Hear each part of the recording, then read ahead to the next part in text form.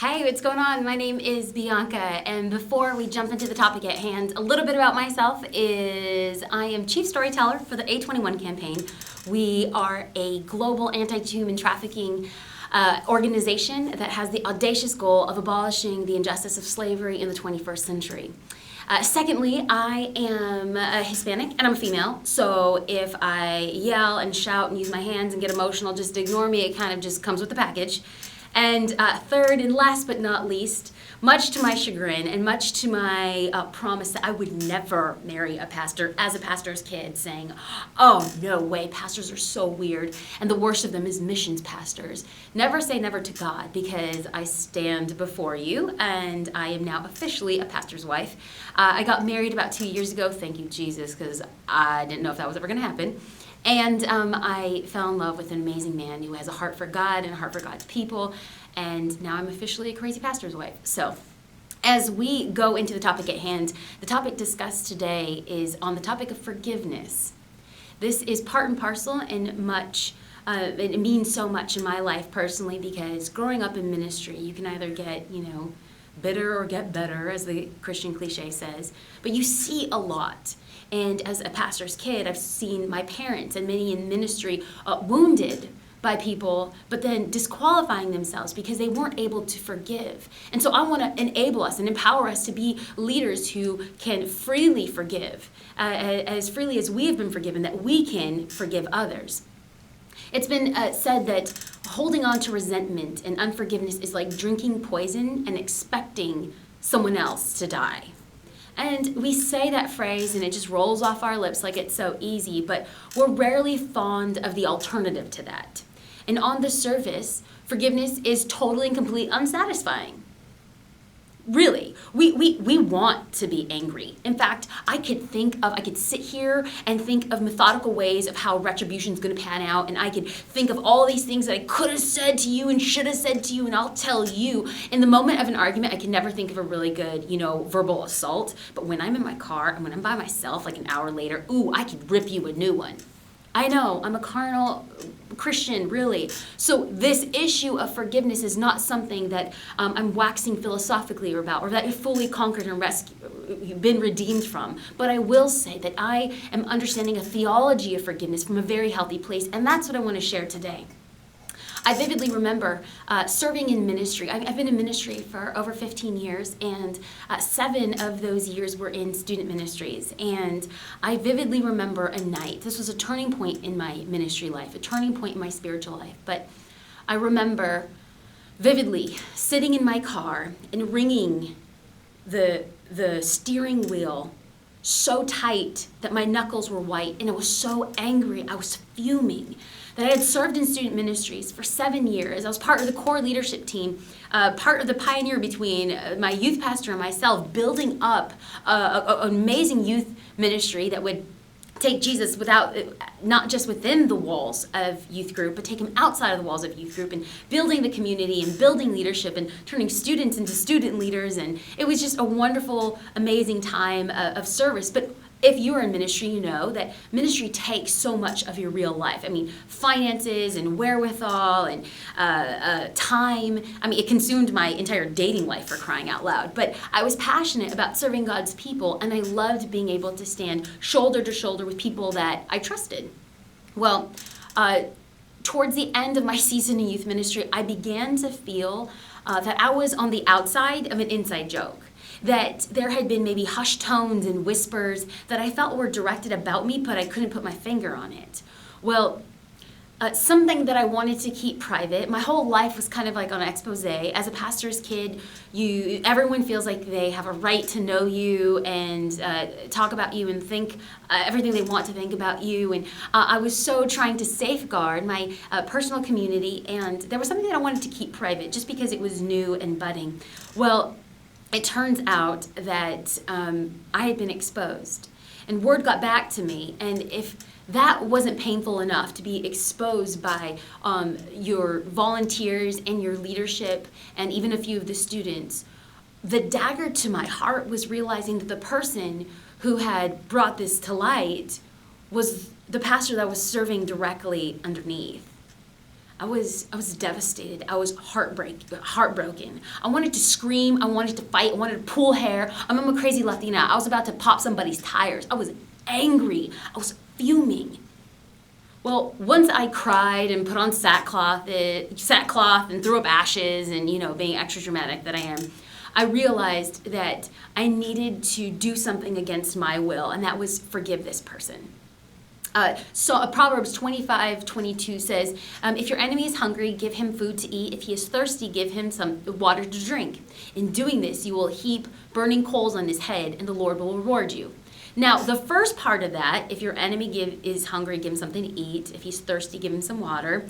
I had a hard time doing. But I felt like, I could do the first part of that because the second part is heaping hot coals on his head. That's right, and then I'll be rewarded. Okay. So I knew that I needed to apologize, and I kind of felt like, well, maybe, just maybe, this will be my act of revenge, my act of vengeance. I will heap coals on his head. Well, I contacted him and I asked if we could speak. And as I spoke to him, I started revealing why I was so hurt, and also coming to him and saying, I need to ask you for forgiveness. And I feel like forgiveness needs to take place.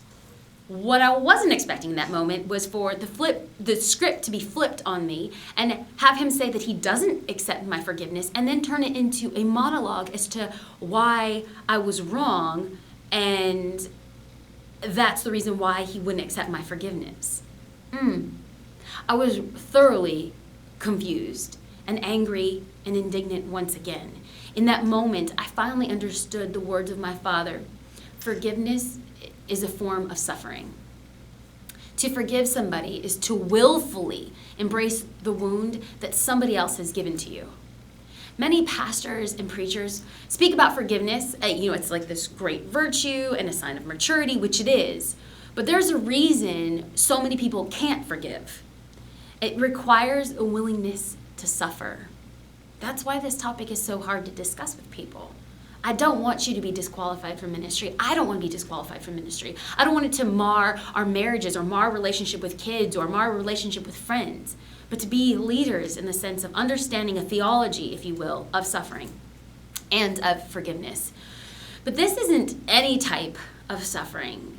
It's, like I said, it's embracing the wound that somebody else has inflicted upon you. Now, this can feel completely and utterly unnatural. When a person hurts you or me, our typical reaction is to fight back, to get back, to inflict not just the same amount of pain, but even more. You hurt me, I want to hurt you even more. You wounded me, I want your wound to be even deeper. And we call this getting even, but it's not getting even. It's actually getting revenge, and it goes deeper. And we tell ourselves that everything's okay. Our actions are okay. I have a right to be angry. I have a right not to forgive them. They deserve what I told them. They deserve what I said. That's right. I'm going to show them. Well, in those moments, I've been there before, where we want to echo the words of Kanye West. How can something so wrong make me feel so right?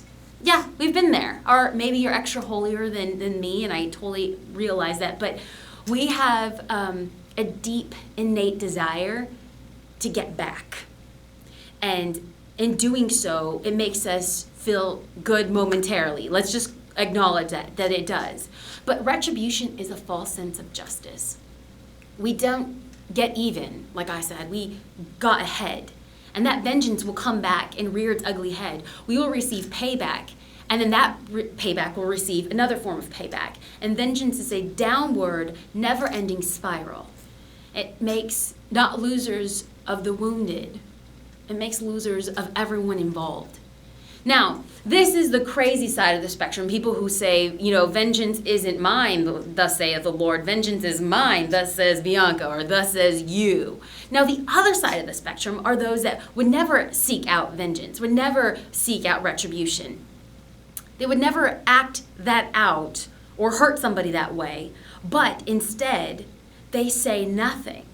And they hold on to the wound. They nurse the wound and the grudge with the refusal to forgive.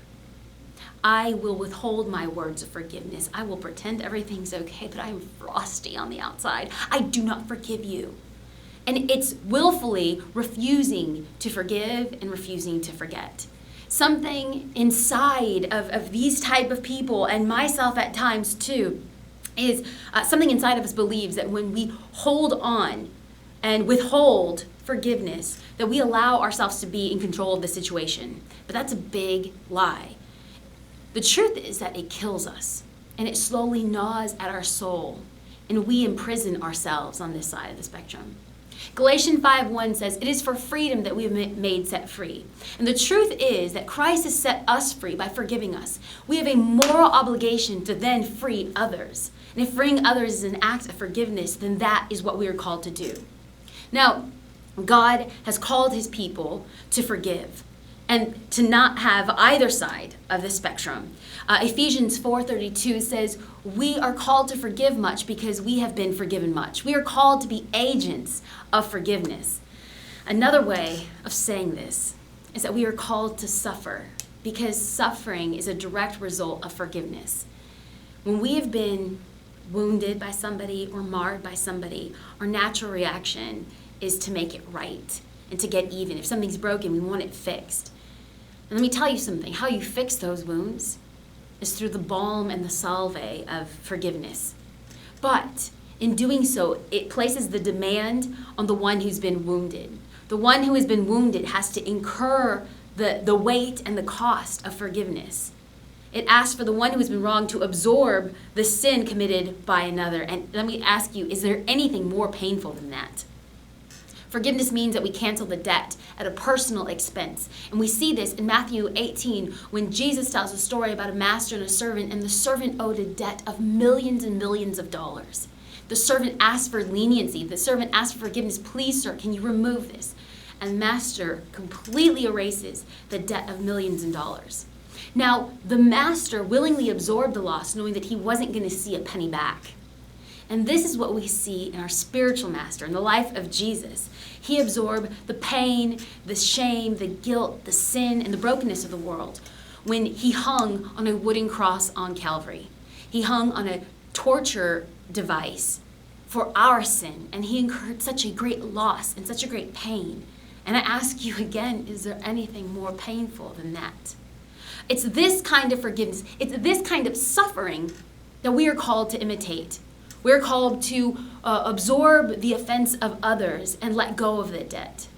This may seem impossible. However, we must remember that whatever sin has been committed against us has already been absorbed by Jesus.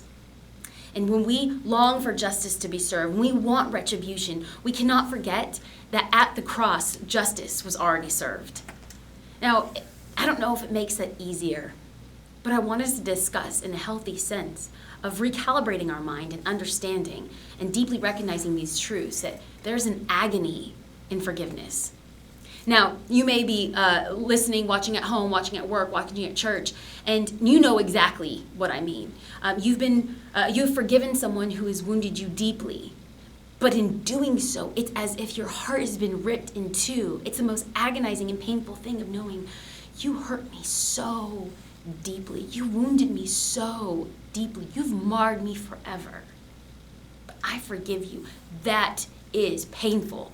But our hope in those moments, the beauty in those moments, when we come face to face with the pain of forgiveness, as we discover a risen Christ, risen Jesus who says, "I know what that feels like because I too have done the same thing."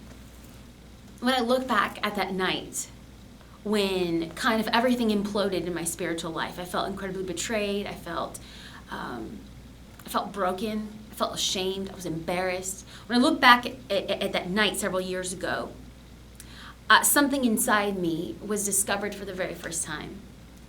Forgiveness is a form of suffering, but for those who are willing to endure it, we see and discover the heart of Jesus. And that's why the topic of forgiveness is so powerful. For when we are able to forgive, we liberate the one who has sinned against us. And in doing so, we liberate ourselves, just as we are liberated through the forgiveness and the blood provided by Jesus at the cross. So, whether that act of forgiveness needs to be given to your professor, whether that act of forgiveness needs to happen between a spouse or a best friend, or dare I say, Maybe that forgiveness needs to be asked of Jesus Christ because you're angry with God in this season of life. I pray that we suffer well. I pray that we suffer valiantly in finding liberation that forgiveness brings, and that it may lead not only you and not only me, but many others into the arms of Jesus Christ and experiencing and knowing that he knows what that pain feels like. And in doing so, like Luke 7:47, he who has been forgiven much loves much. We have been forgiven much, and because we've been forgiven much, I hope and pray that we learn to forgive others, and in doing so, we not only love God, but we love others as we love ourselves. Hi, my name is Bianca, and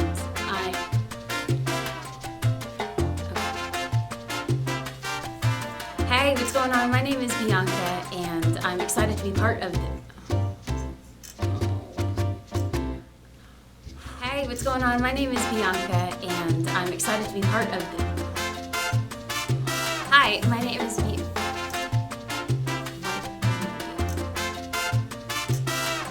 My name is Bianca.